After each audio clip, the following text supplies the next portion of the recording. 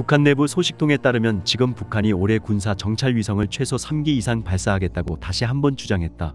유엔 안전보장이사회는 대북 제재 결의에 따라 탄도미사일 기술과 유사한 북한의 위성 기술 개발 등을 금지하고 있는 상태다.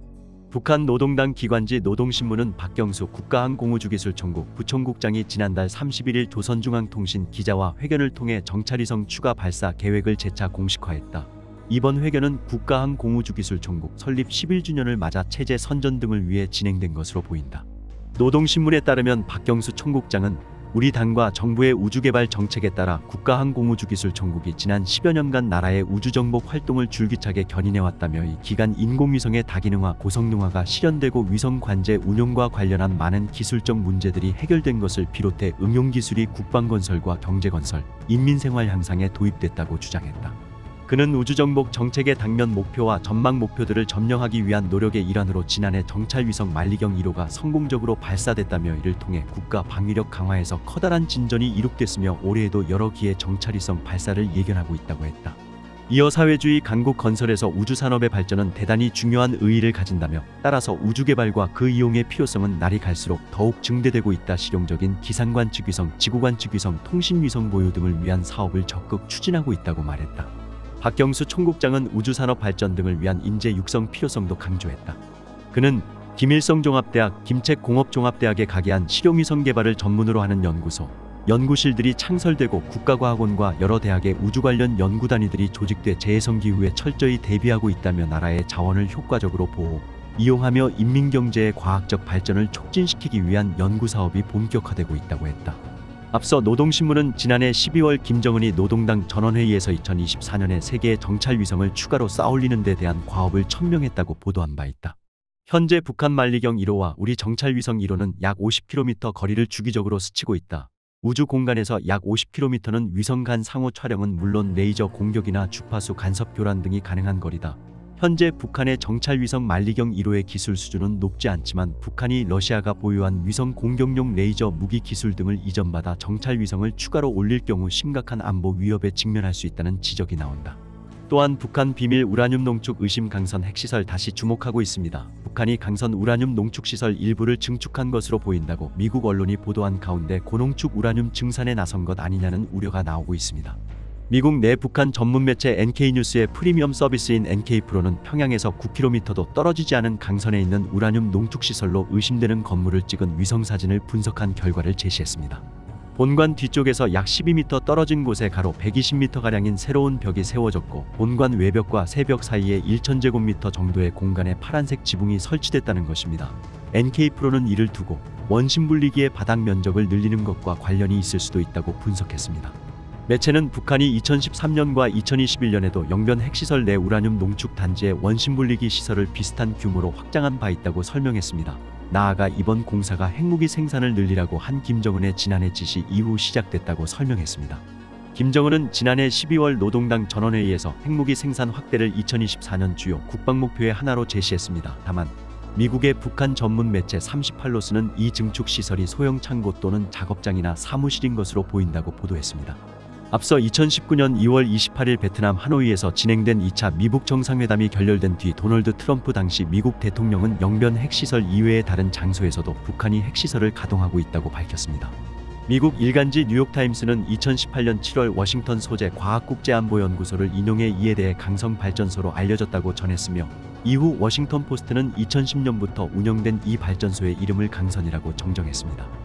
오는 11월 미국 대선을 앞두고 북한 핵 문제가 다시 주요 이슈로 부상하는 가운데 강선 핵시설 논란은 당분간 이어질 것으로 보입니다. 특히 최근 러시아와 북한의 군사협력이 국제적인 현안이 된 상황이고 북한의 7차 핵실험 강행 가능성도 다시 주목받고 있습니다. 또한 이전에 북한이 일본과 정상회담 논의가 오갔다고 공개한 지 하루 만에 돌연 교섭 중단을 선언했었습니다. 김정은의 여동생이자 외교 현안 창구 역할을 하는 김여정은 담화에서 일본의 태도를 다시 한번 명백히 파악하였다며 결론은 일본 측과의 그 어떤 접촉도 교섭도 외면하고 거부할 것이라고 밝혔습니다. 그러면서 최근 주위의 이목을 끈 기시다 수상의 조일순회 회담 관련 발언은 자기의 정치적 목적에 따른 것이라고 볼 수 있다며 사상 최저 수준의 지지율을 의식하고 있는 일본 수상의 정략적인 타산의 조일 관계가 이용당해서는 안 된다고 주장했습니다. 이어 자신들은 일본이 과거에 얽매이지 않고 새 출발을 할 자세가 되어 있다면 환영할 것이라는 입장을 밝혔을 뿐이라며 조일순의 회담은 우리에게 있어서 관심사가 아니다고 선을 그었습니다. 일본이 먼저 정상회담을 제안해와 응했을 뿐이라는 겁니다. 김여정은 최근에도 기시다 수상은 또 다른 경로를 통해 가능한 빠른 시기에 조선민주주의인민공화국 국무위원장을 직접 만나고 싶다는 의향을 우리에게 전해왔다고 일본의 정상회담 제안 사실을 공개했습니다. 북한은 지난달 기시다 총리가 정상회담 필요성을 언급한 직후 일본 총리가 평양을 방문하는 날이 올 수도 있을 것이라고 화답했지만 양국 간 정상회담은 결국 논의 시작 단계에서부터 결코 만만치 않은 일임을 드러내고 있습니다. 김여정은 돌연 교섭 중단을 선언하면서 어제 오후 하야시 요시마사 일본 관방장관이 일본인 납치 문제가 해결됐다는 북한 주장을 절대로 받아들일 수 없다고 밝힌 것을 거론했습니다.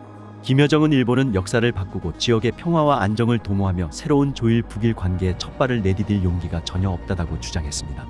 북한은 일본의 정상회담 제안 사실을 공개하면서 회담 전제 조건으로 납북자 문제를 거론하지 말 것을 요구했습니다. 일본인 납북자 문제를 더 이상 해결할 것도 알 재간도 없다고 표현했습니다. 그런데 이를 일본 정부가 공개적으로 거부하자 교섭 중단을 선언해버린 겁니다.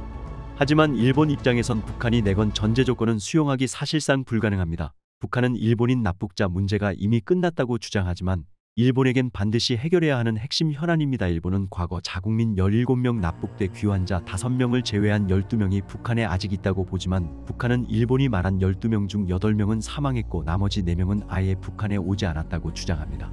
납북자 문제 해결을 위해 만나려는 일본을 향해 북한이 납북자 문제를 거론하지 말라고 요구하는 상황이어서 애초 회담 성사 가능성을 낮게 보는 전망이 많았습니다. 북한도 일본이 납북자 문제를 거론하지 않는 건 어렵다는 사실을 과거 경험을 통해 잘 알고 있습니다. 그럼에도 불구하고 회담론의 과정을 먼저 공개하면서까지 이 문제를 전제 조건으로 못 박은 이유는 무엇일까요? 홍민통일연구원 선임연구위원은 북한 입장에서는 납북자 문제를 다시 의제화해서 얻을 게 없다며 이 문제를 제거하지 않으면 대화가 자신들이 원하는 방식대로 이루어지지 않을 가능성이 크다고 판단했을 것이라고 분석했습니다.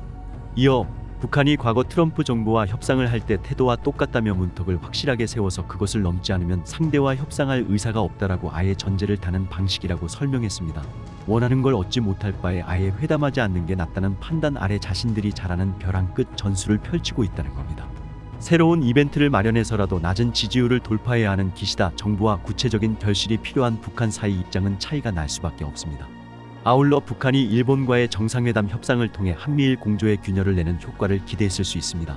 정상회담을 논의하는 과정에서 최소한 외교적 혼란을 야기할 수 있다는 겁니다. 통상 물밑에서 진행되는 회담 논의를 북한이 일방적으로 공개한 것도 이러한 목적에 바탕을 두고 있다는 분석이 나옵니다.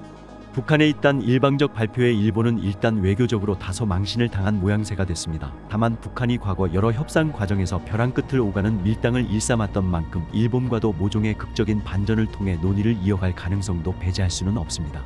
분명한 것은 북한과 일본 모두 정상회담 논의를 통해 국내외 정치적으로 얻고 싶은 게 있다는 점입니다. 이례적으로 양국 간 접촉 과정을 공개하고 있는 북한과 이에 대한 일본의 반응에 계속해서 관심이 쏠리는 이유입니다. 정성산TV 좋아요, 구독, 알림은 큰 힘이 됩니다. 후원해주시는 모든 분들께 가열차게 멸공.